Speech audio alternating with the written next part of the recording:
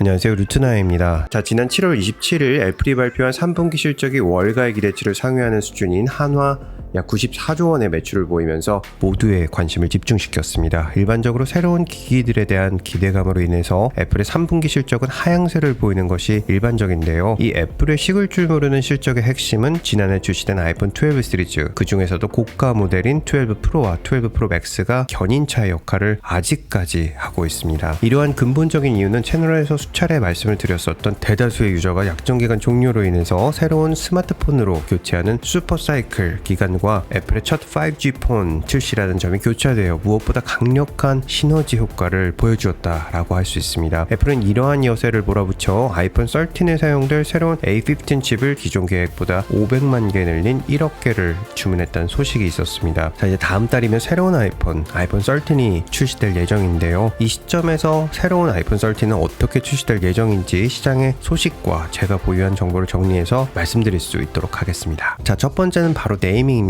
작년 아이폰 12 출시쯤에서부터 애플이 다음 아이폰을 12S로 네이밍을 준비한다는 소문이 있었습니다. 이는 13이라는 숫자가 서양에서 불길하게 여겨지는 숫자이기 때문이라는 이유를 들었었는데요. 하지만 애플은 차기 아이폰을 아이폰 13 그대로 출시할 예정입니다. 오히려 S라는 네이밍 자체가 기존 기기에서 일부분만 업그레이드된 기기로 인식될 수 있기 때문입니다. 13이라는 숫자가 꼭 피해야 하는 숫자였다면 심지어 다크모드까지 처음 지원한 iOS 13은 존재하지 않았을 것입니다. 두 번째는 크기와 외관 디자인입니다. 아이폰 13의 디자인은 아이폰 12 시리즈와 크게 다르지는 않을 것으로 보입니다. 한간에서는 아이폰 12 미니 시리즈의 판매 부진으로 13부터는 미니 시리즈가 없어질 것이라는 주장도 있었지만 애플에서는 12 시리즈와 마찬가지로 아이폰 13, 아이폰 13 미니, 아이폰 13 프로와 아이폰 13 프로 맥스 4가지 종류의 라인업을 출시할 예정입니다. 다만 13 시리즈는 12 시리즈에 비해서 크기는 동일하지만 배터리 크기 증가로 인해서 두께가 0.26mm 증가되고 무게도 조금 더 증가될 예정이며 측면 버튼 및 심카드 슬롯 위치가 달라지고 기존 노치 디자인 폭은 30%가량 줄어들 전망입니다. 가장 큰 특징으로는 카메라 모듈 사이즈 증가로 인해서 모듈 및 카톡티 또한 조금 더 증가될 예정입니다. 또 이로 인해서 전작인 아이폰 12 시리즈의 케이스는 13 시리즈에서는 사용할 수 없게 될 전망입니다. 자, 왜 이렇게 디자인이 되었는지 아이폰 카메라에 대해서 말씀을 드리도록 하겠습니다. 매 새로운 아이폰을 출시하면서 애플이 가장 신경 쓰는 부분이 바로 카메라죠. 이번 아이폰 13의 경우에는 전 모델의 센서 시프트 방식의 손떨림 방지 기술이 적용될 예정이기 때문에 모듈 사이즈가 크게 증가되는 것으로 알려졌습니다. 아이폰과 미니 모델의 경우에는 모듈 크기 변화로 인해서 카메라 위치가 기존 상하에서 대각선으로 자리 잡게 될 전망입니다. 특히 프로 시리즈의 경우 초광각 렌즈죠. 울트라 와이드 렌즈가 f1.8 조리개로 업그레이드되어 특히 저조도 환경에서 적은 노이즈와 함께 자동 초점 기능 향상을 기대할 수 있을 것으로 보입니다. 하지만 이러한 성능 향상은 결국 렌즈 크기가 늘어남에 따라서 카톡티도 더 튀어나오게 될 예정이기 때문에 사용상에 보다 주의를 요구하게 되는 불편함이 증가될 수 있을 것 같습니다. 그리고 조금은 아쉽지만 고스트 플레이어 현상은 12 시리즈와 마찬가지로 지속될 것으로 예상되는데요. 바로 iOS 15 베타 버전에서 아이폰 12 시리즈에 나타난 플레이 현상을 자동 수정하는 기능이 발견되었기 때문입니다. 채널에서 예전에 소개해드린 리터치라는 앱과 같은 기능이라고 볼 수 있는데 이러한 기능이 추가되는 것으로 미뤄보면 13에서 플레이어, 고스트 현상은 사라지지 않을 것으로 예상됩니다. 자, 다음은 디스플레이입니다. 아이폰 13 디스플레이는 프로 모델에서 LTPO 초절전 OLED 디스플레이가 탑재되고 120Hz를 지원하는 프로모션 기능 또한 추가될 전망입니다. 아이폰 13 프로와 프로 맥스에 들어가는 이 디스플레이는 삼성에서 전량 공급을 합니다. 아이폰 13과 미니의 경우에는 주력 공급사는 역시 삼성이며 LG도 공급에 참여합니다. BO2의 경우에는 납품 승인을 받지 못했기 때문에 이에 대한 물량도 삼성과 LG가 나누게 되었는데 삼성은 약 1억 2천만 대, LG는 5천만 대를 납품하게 될 것으로 알려졌습니다. BO2의 경우에는 아이폰 13 패널 공급 승인을 재시도하더라도 현재로서는 일정상 서비스용 부품 이외로는 들어가기 어려울 것으로 보입니다. 삼성과 LG는 아이폰 13용 OLED 디스플레이를 이미 5월부터 애플 전용 라인에서 생산하고 있는데 삼성은 아산 A3 공장에서, LG는 애플은 파주 E6 라인을 풀가동하고 있는 것으로 알려졌습니다. 아이폰 12의 OLED 디스플레이의 경우 초기에 번인 현상, 번개 현상 등으로 아쉬운 점들이 있었지만 결국 최적화시킨 점에 있어서 13에서는 이에 대한 충분한 최적화 데이터가 준비되었을 것으로 예상됩니다. 특히 아직까지도 최고의 선택이라고 부를 수 있는 아이폰 10에 삼성이 전량 납품했던 사례처럼 애플이 최근 성장세의 구심점인 아이폰 프로 시리즈에 삼성을 전량 납품시키는 점이 벌써부터 기대를 하게 만드는 것 같습니다. 잠시 협찬사로부터 전하는 말씀을 드리도록 하겠습니다. 최근 지속되는 코로나 스트레스 때문에 조용히 개인 또는 가족여행을 떠나시는 분들이 많으신데요. 아무런 의심 없이 낯선 곳에서도 서슴지 않고 사용하게 되는 것이 바로 무료 와이파이입니다. 하지만 자기도 모르는 사이 개인정보가 유출되거나 연결된 스마트폰, 컴퓨터가 악성 코드, 바이러스 등에 감염될 수 있습니다. 바로 악성 해커들이 가장 좋아하는 함정 중에 하나이기 때문입니다. 이런 경우 VPN을 사용하시면 모든 통신 과정이 강력히 암호화되기 때문에 상대적으로 매우 안전한 환경을 만들 수 있습니다. 언택트 시대에 가장 쉽고 편리하게 보안성을 높여주는 방법, 바로 노드 VPN을 사용하시는 것인데요.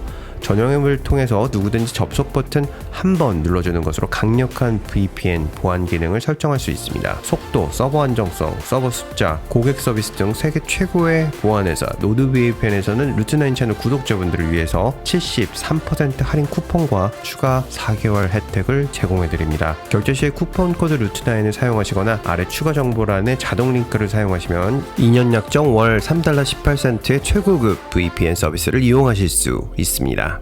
자, 광고 들어주셔서 감사드립니다. 자, 다시 돌아와서 말씀드리도록 하겠습니다. 아이폰 12 출시 전부터 차기 아이폰에 언더 디스플레이 터치 ID, 지문 인식 기능을 추가한다는 소문이 있었습니다. 특히 팬데믹으로 인해서 마스크 착용이 일상화되면서 페이스 아이디가 오히려 불편함을 초래하면서 이러한 소문이 신빙성을 더했지만 애플은 올해 초 새로운 디스플레이 이 기능을 테스트한 것은 사실이지만 페이스 아이디로 최종 결정한 것으로 알려졌습니다. 애플의 이런 결정에는 무엇보다 경쟁사인 구글 픽셀 사례가 영향을 미친 것으로 알려졌는데요. 구글은 픽셀 4에 페이스 언락을 적용했다가 판매가 저조하자 기존 픽셀 기기처럼 픽셀 5의 핑거프린트로 회귀했지만 결국 보안 문제 등으로 픽셀 6에 다시 페이스 언락을 적용할 것으로 알려졌습니다. 또한 애플에서 이러한 결정은 올해 초에 이루어졌기 때문에 팬데믹 종식이 될 수 있다는 판단에서 페이스 아이디가 더 유리했을 것이라고 결정을 내렸던 것 같습니다. 하지만 현재 시점에서 팬데믹이 쉽게 종식되기는 어려운 것으로 보이는 만큼 언더 디스플레이 터치 아이디는 향후 애플에서 언제든지 선택할 수 있는 중요한 옵션으로 남게 될 것으로 보입니다. 아이폰 13 시리즈의 배터리는 12 시리즈보다 크게 향상되는 것으로 알려졌습니다. 물리적으로 증가되는 것은 물론이고 A15 칩,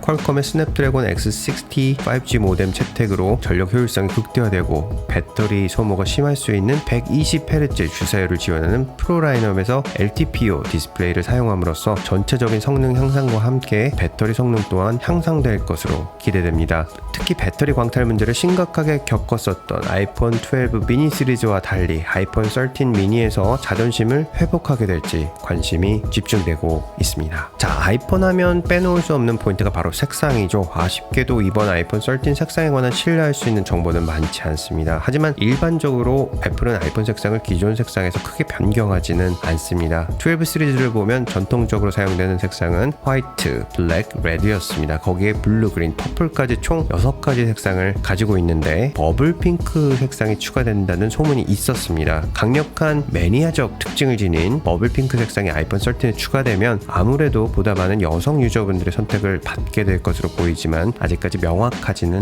않습니다. 프로 모델의 경우에는 펄, 로제, 선셋 골드, 매트 블랙으로 나오게 될 것이라는 루머가 있습니다. 이 중에서 가장 유력해 보이는 색상은 매트 블랙 컬러인데요. 스페이스 그레이 색상이 애플에서 프로를 상징하는 블랙 색상보다 투명한 회색에 가까우기 때문에 13 프로 라인업을 집중하는 애플로서는 아무래도 매트 블랙은 놓칠 수 없는 선택이 될 것으로 보입니다. 프로 모델의 경우 얼룩과 지문을 방지하는 새로운 지문 방지 코팅도 적용된다고 알려졌습니다. 자, 가장 중요한 내용이죠. 아이폰 13의 가격은 아이폰 12와 동일한 미니 $699, 13 $799, 13 프로 $999, 그리고 13 프로 맥스 $1,099로 시작될 것으로 예측되고 있습니다. 있습니다. 하지만 5% 정도의 최종 소비자 가격 상승 압력이 있을 것으로 보이는데요. 자, 지금 주위를 보시면 내 월급 빼고는 모든 가격이 다 올랐다는 것을 알 수 있습니다. 아이폰에 들어가는 모든 부품도 인플레이션으로 가격이 상승했고 아이폰 12의 경우 아이폰 11 대비 무려 25% 정도 부품 가격이 상승했습니다. 역시 가장 많은 영향을 미친 것은 코로나로 인한 불확실성이라고 할 수 있는데 애플이 아이폰 마진율을 낮추더라도 슈퍼사이클의 여세를 몰기 위해서 가격은 올리지 않을 것으로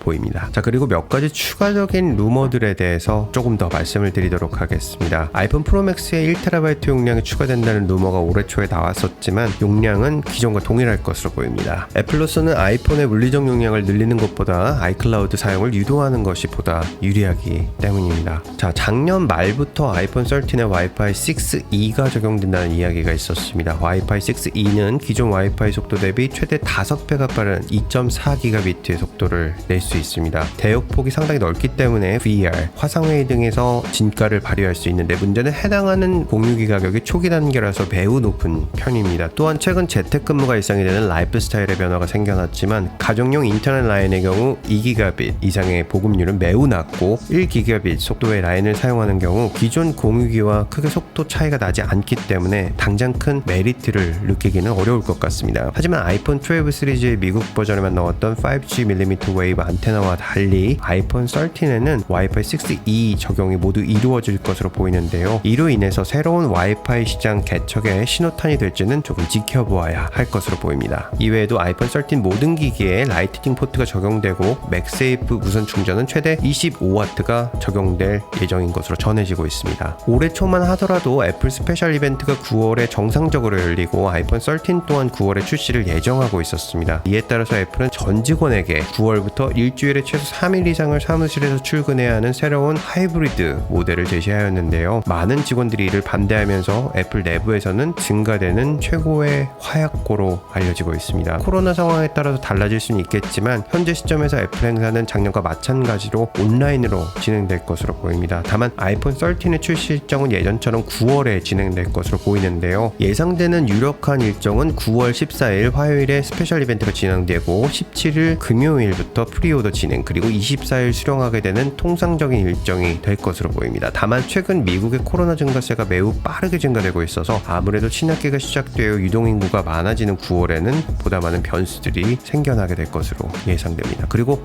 한국 출시 일정은 10월 12일 출시 확정, 22일 정식 출시가 이루어질 것으로 예상됩니다. 자, 그렇다면 지금 시점에서 아이폰 12를 구매하는 것이 나을지, 아이폰 13을 끝까지 존버하는 게 나을지, 아니면 다음 아이폰 14으로 존버하는 것이 나을지 궁금하신 분들 많으시죠. 우선 아이폰 11 이하 버전을 가지고 계신 분들 중에서 차기 아이폰 구매를 계획하고 계신 분들은 13을 존버하시고 구매를 하시는 것이 좋은 선택이 될 것입니다. 아이폰 12 시리즈를 보유하고 계신 분들께서는 가지고 계신 아이폰을 중고 처분하면서 65% 이상 가격에 처분이 가능하시다고 하면 나쁘지 않은 선택이 될 수 있습니다. 또 배터리 문제로 고생하신 분들, 특히 아이폰 12 미니에서 고생하신 분들께서는 13 미니가 좋은 선택지가 될 수 있을 것 같습니다. 미니의 경우에는 13을 마지막으로 단종될 것으로 강력히 예상되고 있기 때문에 희소성에 있어서라도 좋은 선택지가 될 것으로 예상됩니다. 아이폰 12 시리즈를 무난하게 잘 사용하고 계신 분들은 큰 변화가 예상되지 않기 때문에 2022년 이후 아이폰을 고려해 보시는 것이 좋을 것 같습니다. 영상 내용이 좋으셨으면 구독과 좋아요를 부탁드리겠습니다. 감사합니다. 보스턴에서 루트9이었습니다.